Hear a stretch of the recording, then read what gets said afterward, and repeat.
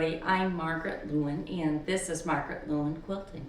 Today I am bringing to you this absolutely beautiful quilt. At least I think it's absolutely beautiful. It's such nice soft colors.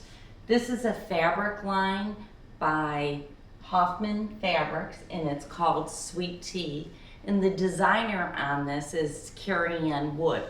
Carrie Ann also has a blog called Thistlewood Farms, which is just beautiful. It's actually been voted one of the top 10 blogs by Better Homes and Gardens multiple times, and it is a beautiful, beautiful website.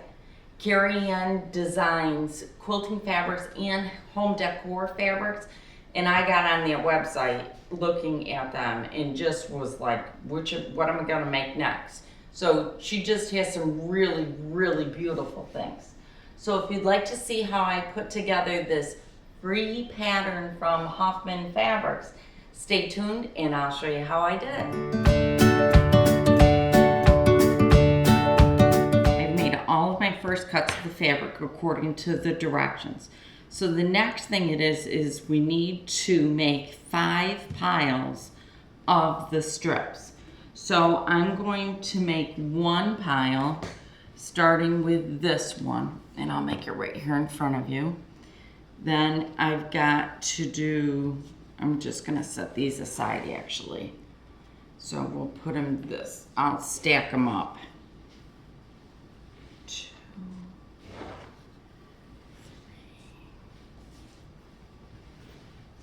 All right, so there's 1, 2, 3, 4, and 5. So let me move these a little closer together. All right, so there's my 5 piles to start with. So now I need to add 1 strip from fabric number 2, which is my 3.5 inch strip, so it's right here. So now I'm going to just randomly, and I want to keep it really random. I don't want any of them to be exactly the same, but I'm now going to take them and I'm just going to stack them. So there's stack 2. Now I'm going to add number 3 in. So I'm trying to keep it random, but you know, it does get kind of hard because you want to start playing with them. But I'm not going to, I will refrain. As I say, I'm going to refrain and then I sit there looking at it carefully. But here we go. I'm trying to be able to still see a piece of this. So this one's missing. And look at what I did. I got 2 the same. Is that the one missing? No, that's not the one missing. That's not the one missing. Which one is it, guys? Okay, it's this one. Now I gotta double check that because I'm not, all right, if I switch this one, I'm gonna have a duplicate. Let's switch this one, because now I won't have a duplicate here. I think you can see what I'm doing. I'm trying to lay them out so that I can see all of the fabrics that are there. So I can try not to make a duplicate. But if you do, it's no big deal, really. Just you're gonna have a duplicate. All right, so now my next strip. So I'm going to do this one here. And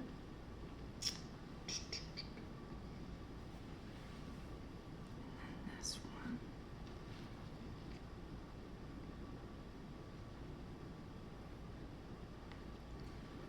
And this one.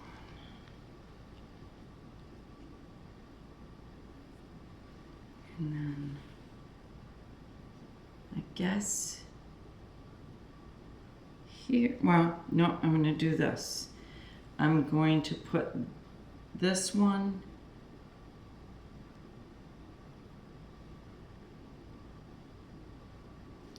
guess it's going there. And then I'll put this one here, and then this one here. There we go. Right? Let's double check what I've done. All right, so far, I think, yep, I've got a different one on every single one. So now my last strip. So now this one doesn't have a stripe, so that one's easy. Which one doesn't have this fabric? This one doesn't have that fabric. This one doesn't have that fabric. This one doesn't have this one. And this one doesn't have this one. There we go. All right, so now that's done. I've got 1, 2, 3, 4, 5 piles. So my next thing is, I need to sew these all together. So I'm gonna sew them together like this. So I'm gonna take this pile and I'll flip, well, I guess it doesn't matter if I flip it over. And I'm gonna attach this one to this and move on down the line. I am gonna take you though to my sewing machine with me because I wanna show you one of the ways to sew strips where they come out pretty even. Not exact, but pretty. So here we go. The next step is that we need to sew these all together. And I believe we want to keep the rows just the way they were. So let's see if I can do that without messing it up, because this is where I normally mess things up. So I'm going to turn this over.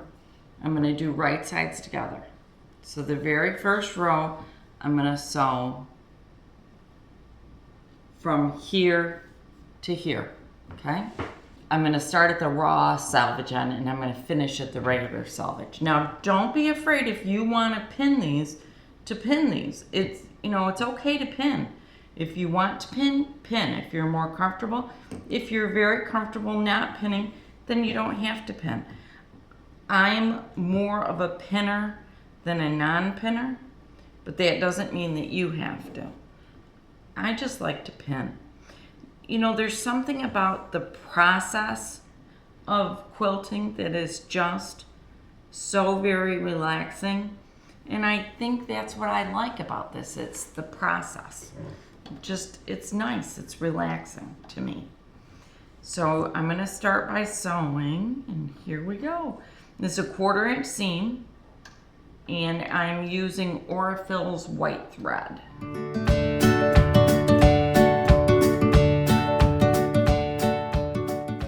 So I'm at the end. Now I'm going to get one of those little sewing plugs, or I call them plugs. I mean, I think Bonnie Hunter calls them leaders and enders, and these are mine right now. This is what I'm working with. So I'm going to stick this under there and sew it up. And then I can easily cut my fabric off at the end. Okay, so now that I've got that done, I'm going to open it up. And then I'm going to sew my next piece on. So I'm going to pick my next piece up from the pile. I'm going to take the edge that's the selvage, and I'm going to put it to the selvage edge here. And I'm going to match my raw edges up too. So I'm just going to take it, just line it up. Now, I'm going to put a couple pins in it. Just a couple. And then this time, I'm going to sew from the selvage end down to the raw edge. Because remember, I started at the raw edge on the first one, so now I'm going to start at the selvage edge of the next one. I'll just roll my fabric over so it fits underneath my arm of my sewing machine, and off I go. I'm going to now take my little leader and ender, put that in my basket, and then I'm going to open this up. Now, turn it around. This was my first, this was my second, this was my third. So now I'm gonna pick up my fourth and I'm gonna attach it right here. And this time I'm gonna sew from the raw cut selvage to the selvage, okay? And I'm gonna, once again, I'm gonna pin it. And then I will do it to the last one. And I'll show you that one too. And then I'll go on and do the other 4 on my own. And then I'll come back and show you what they look like once I've pressed them, okay? It won't take long. Just a few minutes. Okay. Now see how I've got different ends here? I'm gonna ignore that. I'm just gonna 100% ignore that.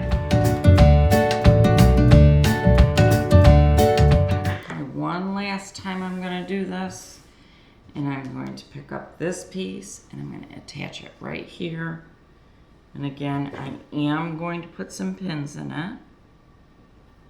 And I like sewing with my larger piece on the bottom. Some people won't care and will sew with either piece on the bottom, but I always seem to just think I have more control when the larger of the 2 pieces is at the bottom.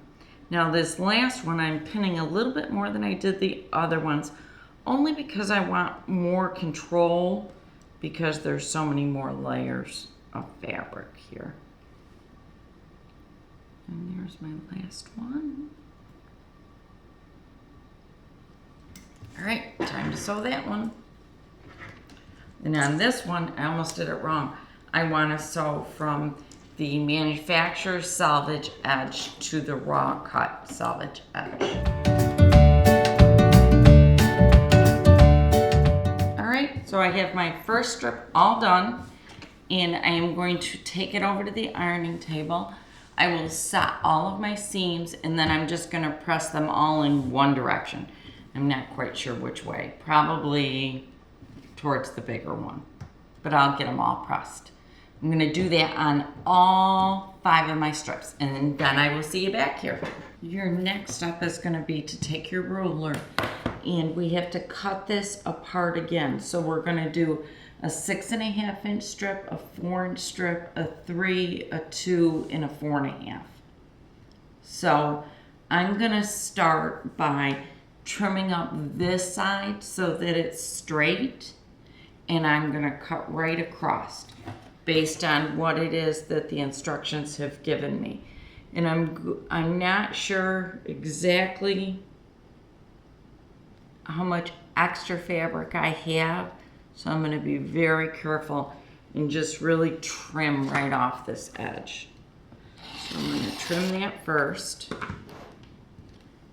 Up all my trimmed pieces, and now I'm going to start with my cutting. My first cut is 6.5 inches, and where I'm lining it up this time is I'm lining across one of my seams so that it's pretty straight, and then along the edge. So here I've got this one lined up, this one, and then right down the edge. So this is my first cut, and this one is 6.5. So I'm going to put that in one pile. My next strip is 4 inches. Turn my ruler. So I'm at 4. And again, I've picked 2 places on here to line it up visually. So there's my 4 inch. My next is 3.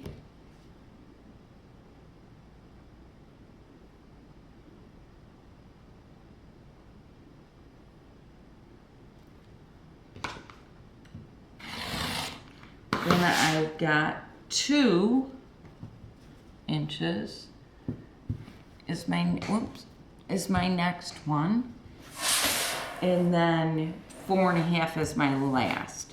So I'm going to do 2 inches.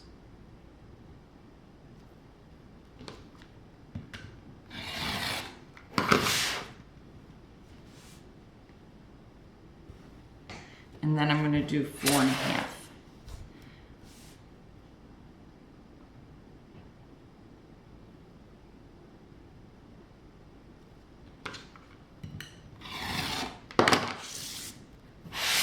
So there's my first row done, and I'm just going to go ahead and do the rest of them.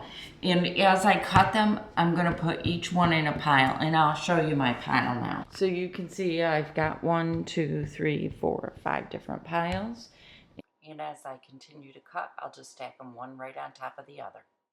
You can see I've got 1, 2, 3, 4, 5 piles here.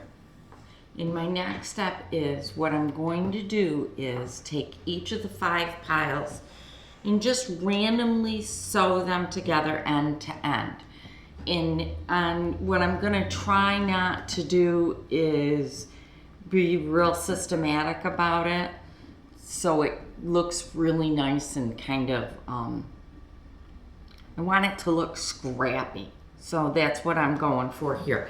Like on these 2 strips, I probably wouldn't put these 2 together, only because, let me get you up on camera, sorry. On these strips, I probably wouldn't put these 2 together because they blend quite a bit. So I'll just flip it around and put those 2 together. I'm gonna get all of my rows sewn together, and then once I get them sewn together, then I'm going to press my seams again, and then we're gonna work on the background fabric. Okay, you can see here are my 5 different size strips, and I have sewn them together to make one continuous long strip. So they are now ready to be attached to the backing strips. The directions actually had you cut the backing strips first, and just because of things I had going on in the studio, I elected to piece the pieces first. So now I'm going to take you over to the cutting table, and we are going to get the backing cut, or the background cut. All right, so I'm going to take my instructions back to the very beginning, and they tell me how to cut my background fabric. So that's what I'm going to do. I'm going to get all these background fabrics cut according to how they tell me to. Now, when you lay out your background fabric, it's not backing, it's background. When you lay out your background fabric, what I did was, it comes in one big long piece, and I folded it lengthwise in half and then in half again. So I've actually got 4 layers here of fabric, okay? And the reason I did this is because it's easier to work with a smaller piece of fabric than it is a larger. So the very first cut I'm going to make is a 4-inch strip. So before I do the 4-inch strip, I have to square up my end because my end is not square. I had a little bit of a little gap there, so we'll straighten that up. And then I'm just going to do a nice, there we go. Okay, so now I'm just going to do a nice straight cut just to take off the selvage and clean up the ends. Make sure I'm nice and straight. Whoops. It must be getting time for a new rotary blade, because this is happening to me every once in a while. So there's that. My first cut is 4 inches. So I'm going to take my ruler and just, whenever I go to cut something, I take my ruler in and then I slide it back across the fabric. It just tends to somewhat keep it a little bit smoother, and it helps me keep it a little bit straighter, I think. It's just my opinion, but that's what I do. So my very first cut is a 4-inch cut, and I'm double checking myself just to make certain, because I really don't want to make a mistake. So there's my 4-inch.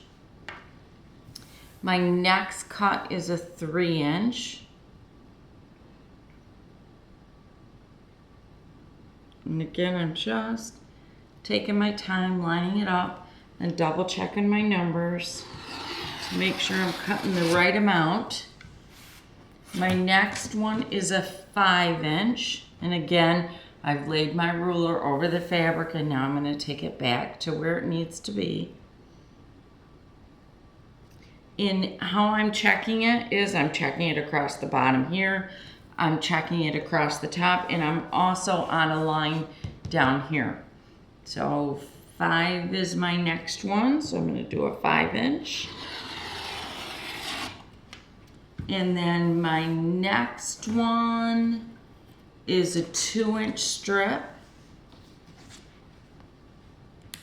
So I'm going to cut my 2-inch.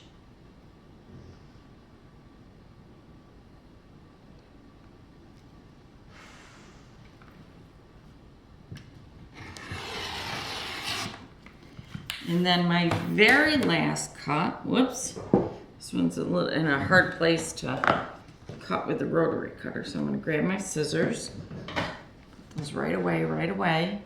Whoop, move those. And now I'm going to take my fabric and just open it up again because my next cut is a full 25 inches.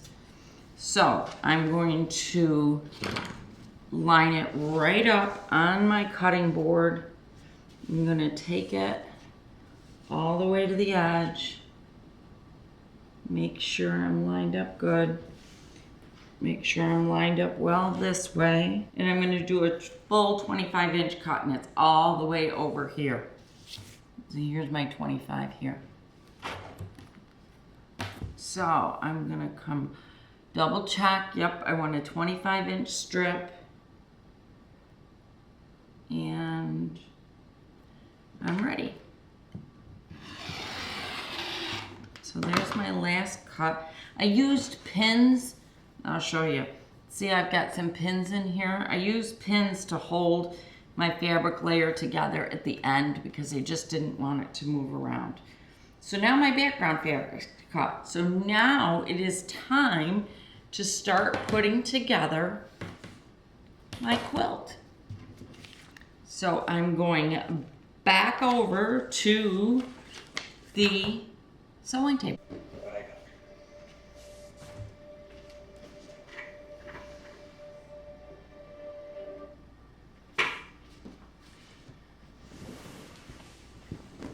I'm gonna, oh, hang on, Margaret, you're getting ahead of yourself.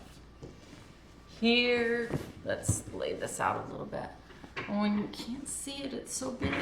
Okay, here, I'm gonna move it a little, there, okay. This is the quilt, it's all put together. I'm gonna insert a picture of the whole thing, okay, at this stage. This is just the top completed. But I wanna give you a couple of hints on when you put it together, okay? The first thing I'm gonna do is back up. I'm gonna flip it over. I wanna talk to you about putting together, hang on, there, okay. I wanna talk to you about these strips. When you do these pieced strips, what my suggestion to you is put them all together completely and totally, okay? And then press them. So what you'll be pressing is one big long strip. And what I suggest that you do, I'm gonna fold this now in half, hang on.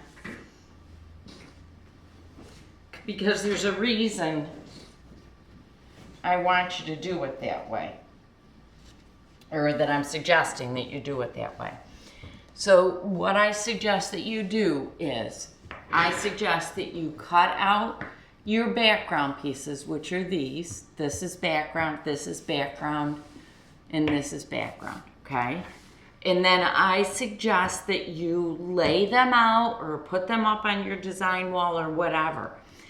And then, based on how you like the layout of these strips in between the rows, then press it. And let me show you this way too. So what I'm suggesting is that you put together these rows of piece blocks totally. Get them all put together. Get these pieces cut and lay these pieces out or put them up on the design wall or whatever. Then take these pieces and press them according to how you're going to put it together. And the reason why I say that It's easier to sew where your sewing in the seams are pressed down or away. So let me turn this over and show you a little bit. So here's an example, okay? It's easier when you're sewing to sew, and then here's your seam, keep right on sewing and keep sewing down, than it is to sew with right into your seam. The only time you want to be sewing right into the seam is when you're nesting two pieces together, because what that does is it really pushes them together so that they nicely nest. But when you're sewing in strips like this, you really want to do a continuous straight sew. So the reason why I'm telling you is you are better off doing it that way is because if I turn this over, you're going to see it. See how I have two greens at the bottom and then I have two stripes? You would be able to avoid that type of thing if you lay it all out and then press it, because then you could press it in the right direction so that you don't have to worry about things like this happening. It's okay with me that it happened on this quilt because it's a scrappy kind of quilt and I'm fine with that. I don't get that particular about that type of thing. But I wanted to tell you so that when you're putting it together, you could realize the best way to do it. So my next step is I have gotten part of the backing on the long arm, and I'm actually going to get this one quilted for you guys. So I'll see you once this is all quilted.